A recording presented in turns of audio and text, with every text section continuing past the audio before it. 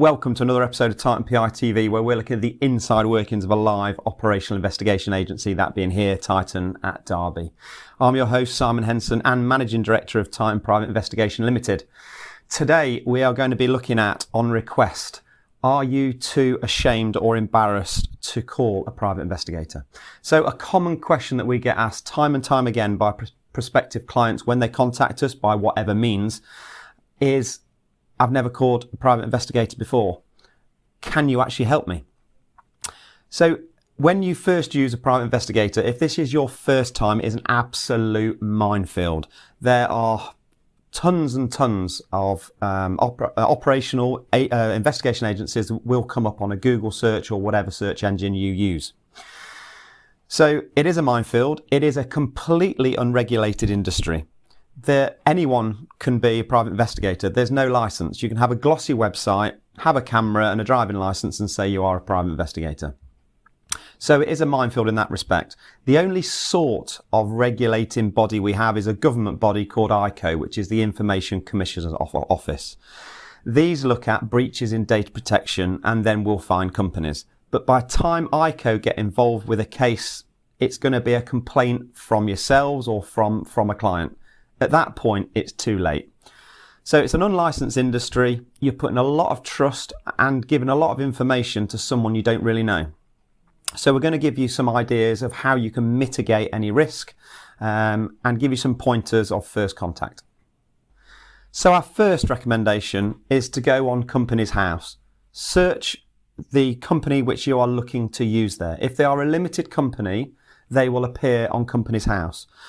Once you've found them, you can find a lot of information out. So when the company was incorporated or when it was set up as a limited company, you'll be able to see names of directors, secretaries, or anyone involved in that company at a managerial level or ownership. You'll also be able to search whether they have got other companies. They might be of a similar type of industry. So they might, for example, have had a number of investigation agencies which are opening and closing, which would obviously be a red flag. The second thing I would certainly recommend is to go on Endol.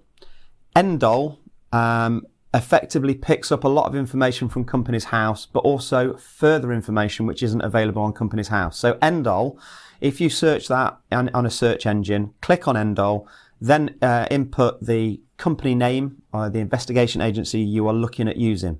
It will give you more information than Companies House.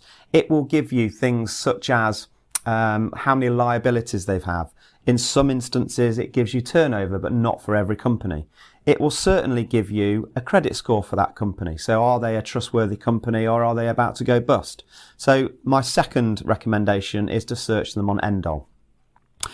Third recommendation is to look to see if they are a member of a professional body. So there are two credible, really, professional bodies within this industry. The first is the Institute of Professional Investigators, the IPI, and the second is the Association of British Investigators, which is the ABI. These are bodies which their members have to go through a process to be members. So they might have had to go through an interview panel, for example, to be able to be full members. And that's important as well. Are they a full member or not? If there is a problem with any service and you're not getting the results that you want or the feedback from the company you've used, then you can go to that professional body and they then act as a mediation. So it gives you a bit more clout, but also you know that that company is most likely, if they are a member of a professional body, a professional and trustworthy investigation agency. The next thing I'd recommend is to look at reviews, whether that's Google or any other sort of reviews such as Trustpilot, for example. If you go and look at those reviews, you will be able to see if clients have previously left positive or negative feedback.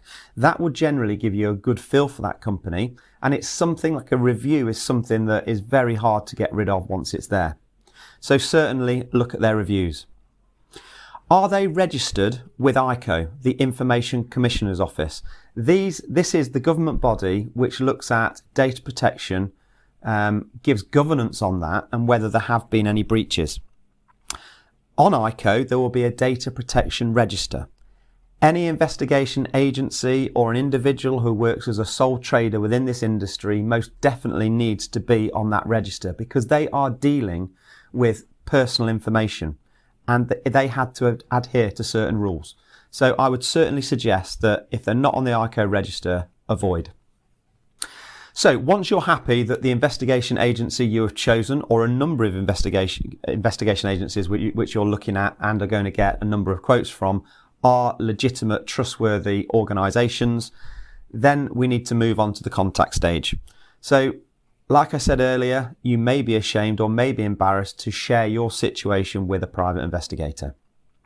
So there's many ways to initially contact. Usually on an investigation agency's website will be a contact page. That contact might be through a chat. This can be through bots, but most companies won't use a bot. They will have someone on the end of it who will be answering your query. So it's completely anonymous and it's a chat through the website, and the person on the other end doesn't know who you are. So initially, if you just want to make contact or a query, then you can do that anonymously through an online chat. If they don't answer initially, they may be busy with other online chats. I would recommend doing it between the office hours, so normal business hours. If you don't get a reply initially, try again later on in that day, but in business hours again. If you don't get a reply, move on to the next.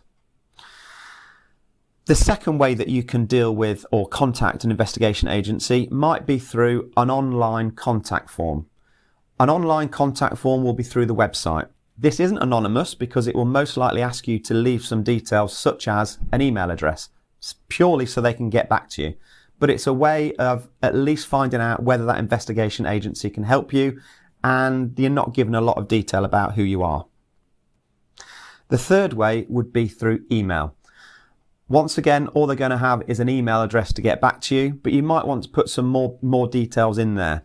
You will then get back, for example, costs of the fee if the investigation agency is indeed able to help you. You're also going to get timescales. The fourth method would be telephone call. Contact the private investigation company. If they answer, you can ask them in person and you can start to build that professional relationship with them, and you get a feel for the person on the other end of the line.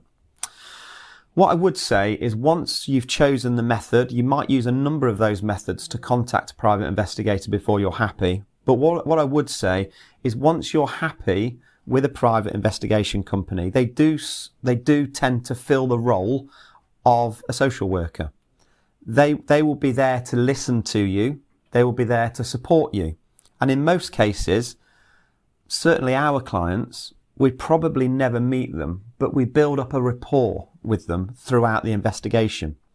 And because we're completely independent and we're not judging, we find that clients open up and they tell you things, personal things about how the case is going and how they're feeling. So you do start to fill potentially that role of a social worker, although not a qualified social worker.